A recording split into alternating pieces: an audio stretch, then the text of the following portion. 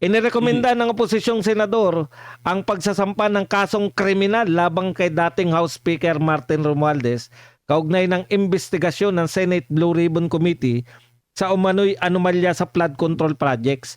Ito ay nakapaloob sa isang 576 pages minority report na isinumiti umano noong Disyembre 10, 2025 at nilagdaan ni na Senators Rodante Marcoleta, Amy Marcos, Robin Padilla, Ronald De La Rosa at Jinggoy Estrada at Bongo.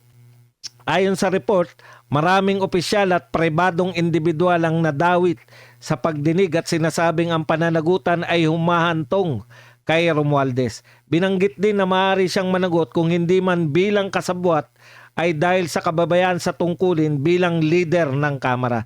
Gayunman, ginit ni Senate President Vicente Soto na walang bisa ang minority report dahil wala pang opisyal na committee report na inaprobahan at wala itong aksyon mula sa plenaryo. Ayon sa kanya, alinsunod sa patakaran ng Senado, hindi maaaring kilalanin ng minority report kung wala munang majority report at formal na talakayan at pag-aproba sa plenaryo.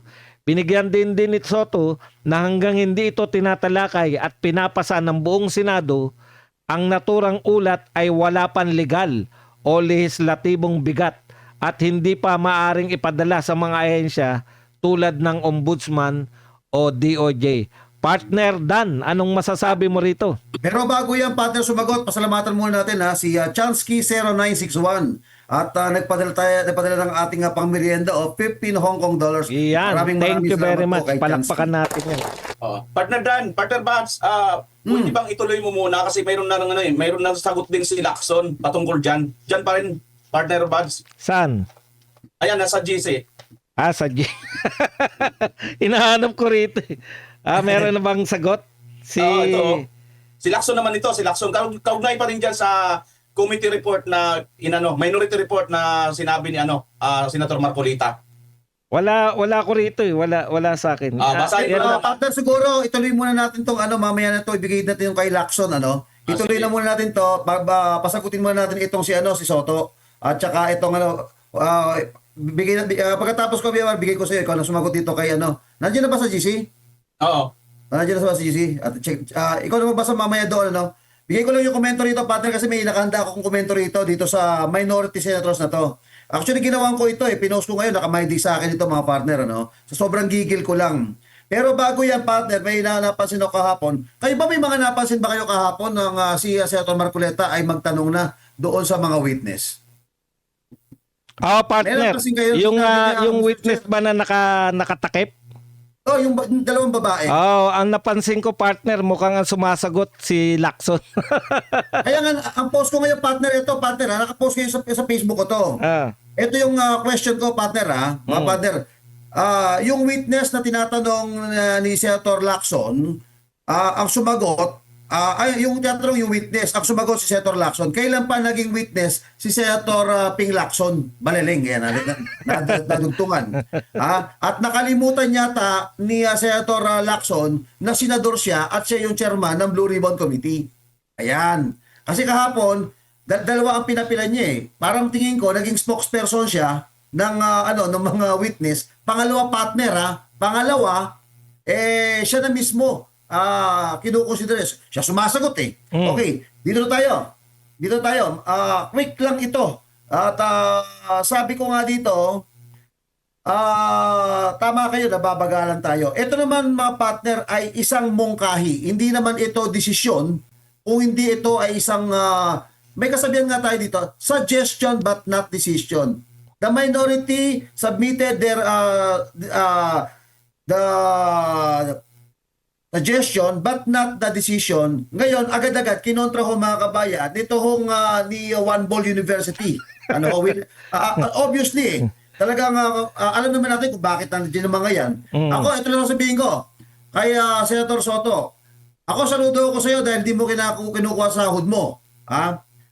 Bakit ka pa nagpapakapagod yan? Yaman din na pala gusto mong tumulong dyan sa ganyan. Kahit hindi ka maging senador, makakatulong ka.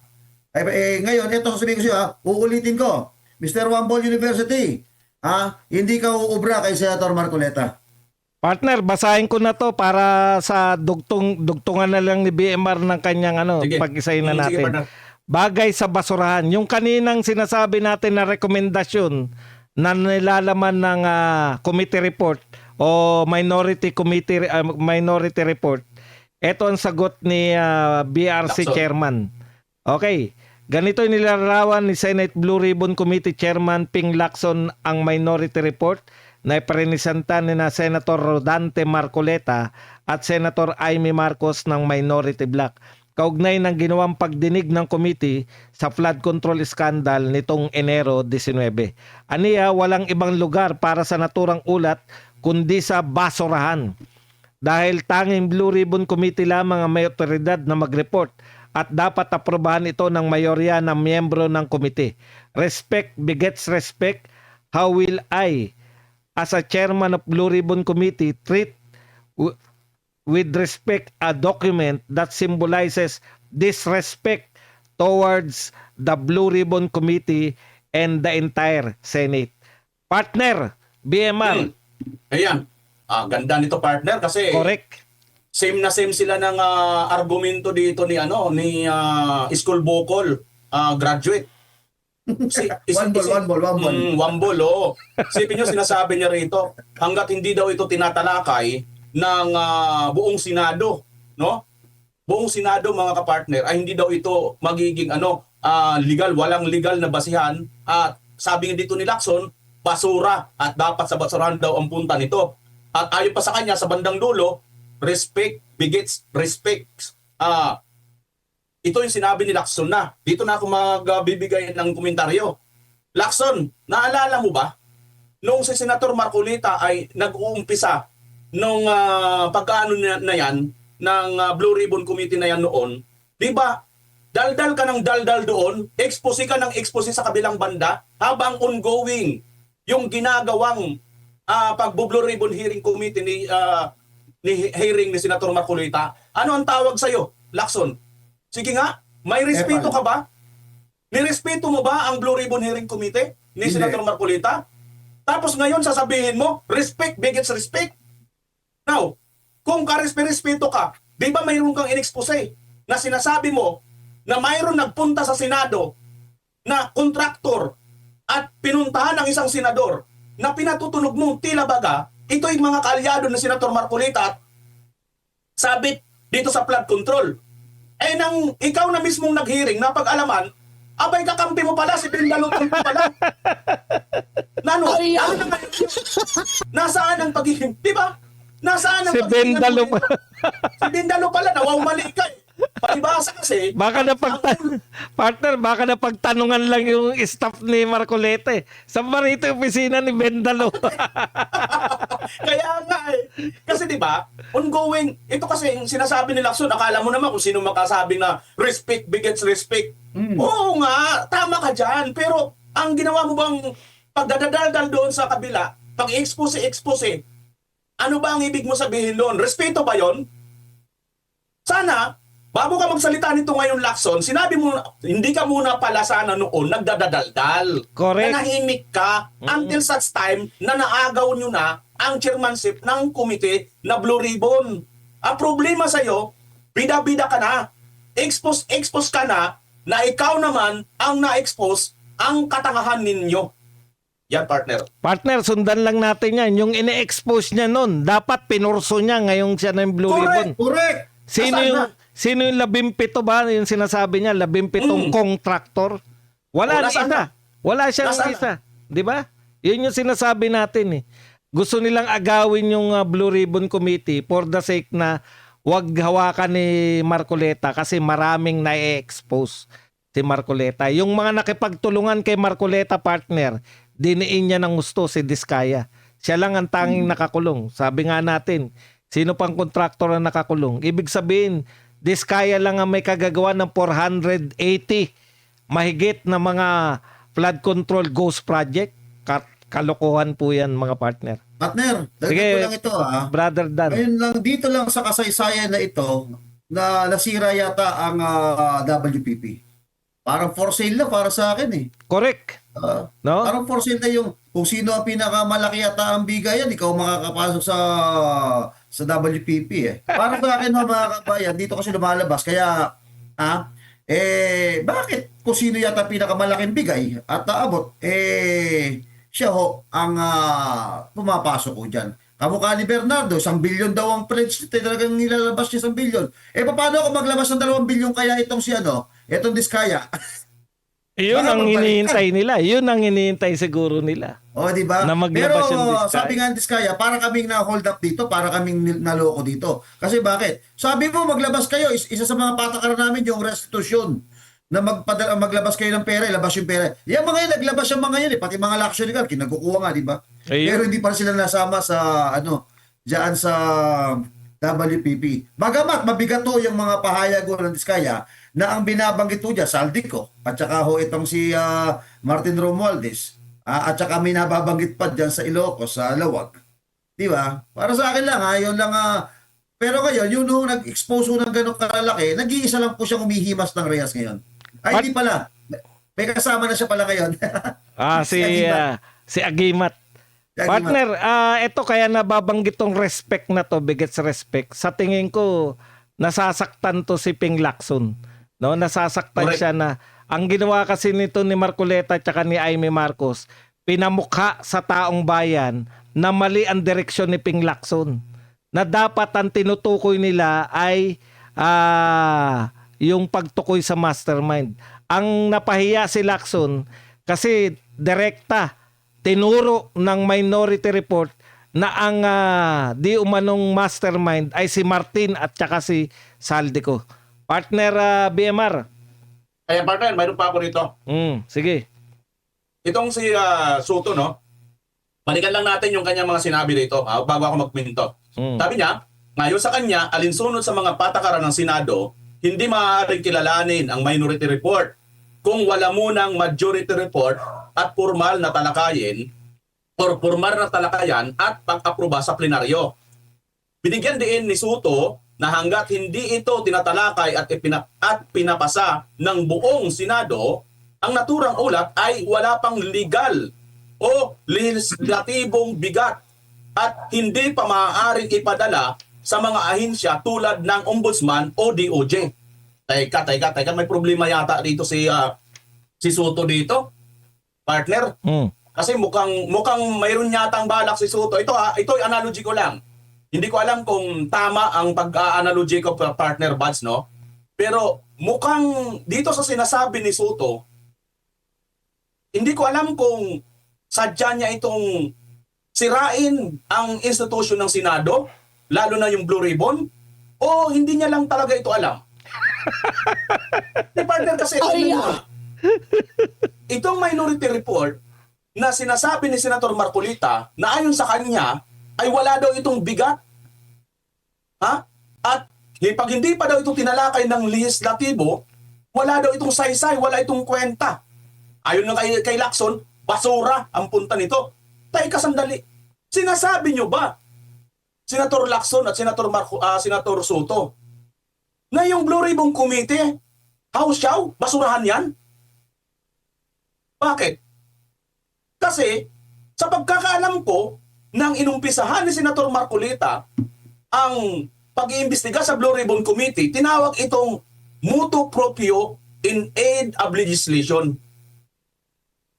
So pag sinabi nating in aid of legislation at senador kayo, tagapanday kayo ng batas, tagagawa kayo ng batas, legal ito. Bakit sinasabi ni Soto ngayon na wala itong legalisasyon? At hindi ito maaaring ipasa sa Ombudsman o sa DOJ? Na bagang sinasabi ni Soto, sandali, walang kwenta itong ating ginagawa dito. Kasi, kung hindi niya sasabihin yan, paano itong ginagawa nila rito? Ngayon, ibig mo ba sabihin, Soto, itong ginagawa nyo rin ngayon, wala rin itong kakwenta-kwenta? Kahon na kahon dito si Soto, partner. Bakit niya ito sinabi? Mali ito eh. Ewan ko, hindi po ako abogado, pero mali ito.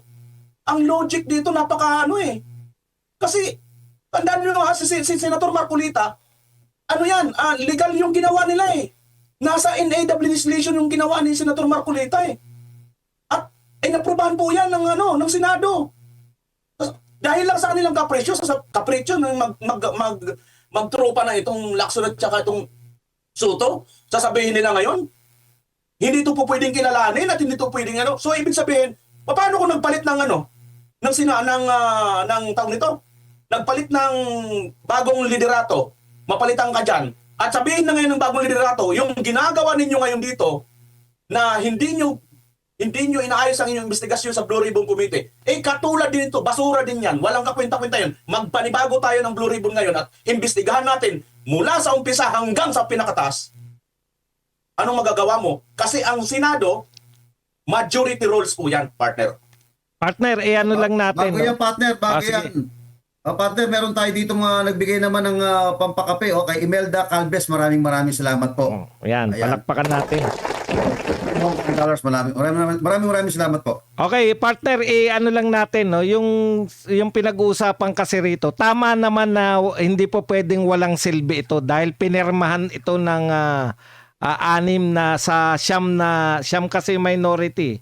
6 na minority senators ang pumirma dito. Kaya hindi pwedeng baliwalain to. Pero tama rin si Soto na hindi ito pwedeng ipasa ng direkta kasi bilang recommendatory. Pero yun ang point nila eh. Kung hindi gagawa yung minority nito, hindi ang ginagawa ng majority o ng BRC chairman, napahiya talaga sila rito sa ginawa na to kasi wala ng direksyon yung kanilang Blue Ribbon Committee hearing. Wala na, sabog-sabog na eh. Parang pinalalabnaw na eh. Kaya tignan nyo, partner, pagkatapos ng Blue Ribbon, si Ping Lacson na rin yung nagsabi na wala pang malinaw na ebidensya laban kay Martin Romualdez. Ang akala ko ba, yung testigo muna 2, yun yung magdidiin kay Martin Romualdez. Yung pala, kaya niya kinaray-karay yung 2 na yun para patunayan lang na wala talagang matibay na ebidensya laban kay Martin. Ano yun eh, partner, bakit ka nagdala ng testigo kung wala naman palang silbi sa kaso? Ibig sabihin, wala pong silbi yung testigo niya. Dahil ang ginawa lang ng testigo, hindi nila tukoy. Wala silang direktang kontak kay Martin. Ang pinalalabnaw yung kaso laban kay Martin Romualdez. Ngayon, partner, ito yung pwede nating makonclude dito na tama naman yung ginawa ng minority. Kasi sinasabi ni Soto, pang media lang daw. Ano ngayon kung pang media? Kayo nga, mahilig kayo mag-press con, pang media lang din yun eh. Di ba, partner? Yung ba mga press con nyo, pwede bang isubmit yun sa ombudsman? Hindi rin naman eh. Dahil pang media lang yun. Ano ngayon kung pang media lang to? Palagay na natin pang media, pero wag nyo sabihin na pambasurahan. Kasi ito, pinahalagahan to ng media, binabalita to ng media, hindi nyo na maliligtasan ngayon. Oo nga, bakit hindi nyo kasuhan si Martin Romualdez? Yun eh, di ba? Media na ngayon magtatanong sa inyo. Tama yung minority, dapat kasuhan si Martin, pero bakit ayaw nyo kasuhan? Kaya mapipilitan sila ngayon. Sabihin man nila na walang silbi yan, sabihin man nila ng basura, pero hindi na nila pwedeng i-ignore yan dahil nakintal na yan sa isip ng mga tao ngayon dahil pinag-uusapan na. Partner Dan, meron ka pa? Yes, dagdag lang ako ng paliwanag dito. Dito, yung kasing nangyayari dito, partner, tignan mo, halos nagsabay, ang nakita ko, halos yung sabay ho yung pagkasampa ng reklamo dito ho kay Pangulong Ferdinand Bongbong Marcos at saka ho kay Romualdez. Kahapon, may nakita pa tayong Teletubbies. Pasensya na ha. Akala ko kasi Power Ranger, partner. Partner, ano yun? Nung isang araw pa yun. Isang araw yung nung isang araw pa. Yung kay yung dalawang babae kasi parang nagpabor pa para kay Romualdez eh. Wala magkukunik talaga eh. Correct. Kaya nga dudutulang ako sa iyo. Anong sense sa sinasabi mo na may witness pa? Para kanino yung witness? Para kay Romualdez ba yung witness? O para pa absuelto si Romualdez? O para idiin si Romualdez? Kasi, tapos ikaw ang nagdala ng lahat tayo, tumutok lahat tayo kahapon. Pero hinihintay natin, inaabangan natin na meron pasabog itong mga witness niya. Nagulat to tayo, yung dalawang babae, mukhang wala pang alam. Kasi talaga nakita ko talaga, kitang-kita ko na sa bayan ng Pilipino, walang kasinungalingan. Nung kino-cross-examination na ho mga kabayan, at tinatanong na po mga kabayan ni Senator Marcoleta, ang nagsilbing spokesperson, ito talagang si Lacson. Kaya, nagmukha ho talagang, ano talaga,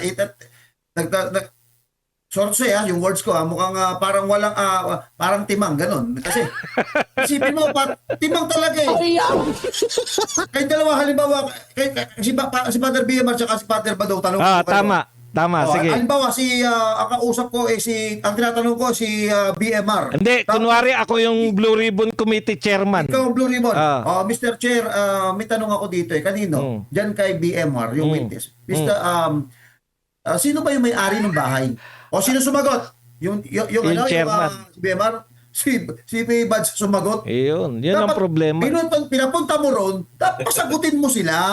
Alam mo partner, kung sakaling si Marcoleta yun at may umasta na senador na sumasagot, hayaan mo siya sumagot, sasabihin ni Marcoleta, di ba?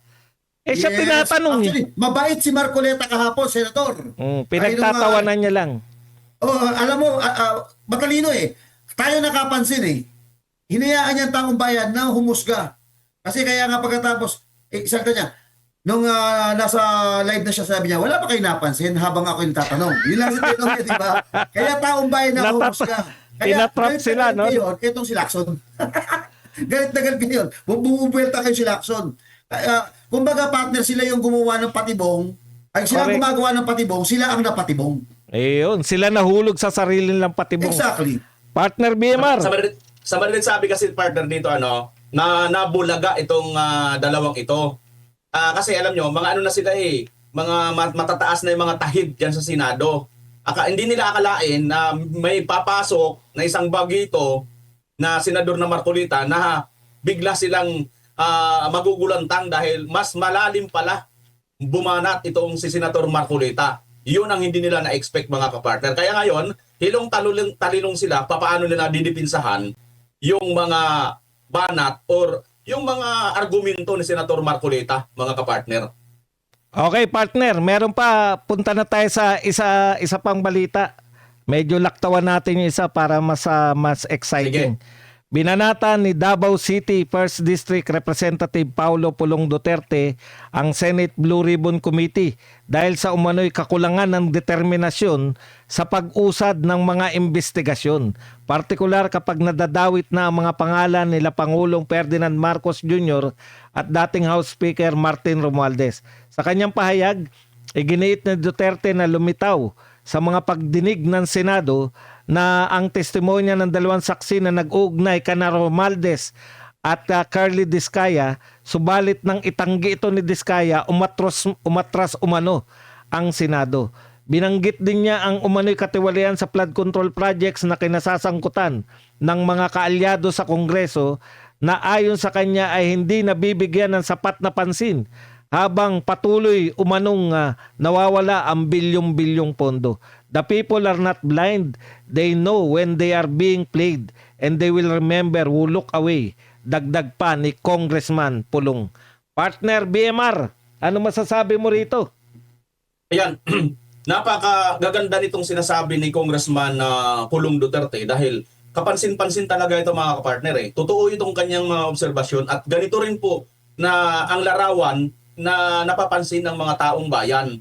Actually, partner, ang pangyayari kasing ito ay kamukha nito, itong si Curly Diskaya, nagkaroon na po sila ng tawag nito, ang testimonya nga ng dalawang saksi na nag-uugnay kina Romualdez at Curly Diskaya, subalit itinanggi ito ng mga Diskaya, umatras umano ang Senado. Kita mo, alam nyo, bukod din sa mga sinasabi nila Senator Marcoleta na nakukulangan sila dito, siguro milyon-milyon mga Pilipino kulang na kulang talaga dito sa ginagawa ni Senator Lacson. Bakit, partner? Nag-umpisa yan dun sa pansin ninyo, itong pangalan nito si Sergeant Gotesa na nakabibigat na mga testimonya. Correct.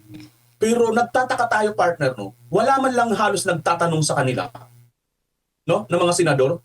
Ito pa, partner, pansinin niyo pa ito. Naalala niyo si Tatay Digong?